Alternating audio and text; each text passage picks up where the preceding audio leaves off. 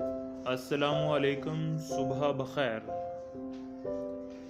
मेरे नज़दीक इल्म की बेहतरीन सूरत ये है कि इंसान के अंदर आजिज़ी पैदा हो और वो ख़ुद से कमतर लोगों को ख़ास होने का एहसास दिलवाए।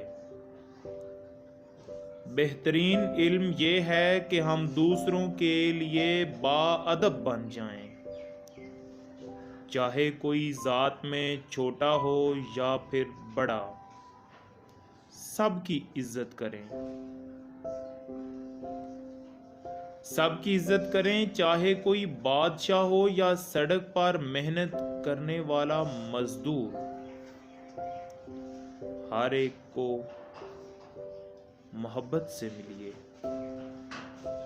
मेरे नज़दीक इल्म की बेहतरीन सूरत ये है।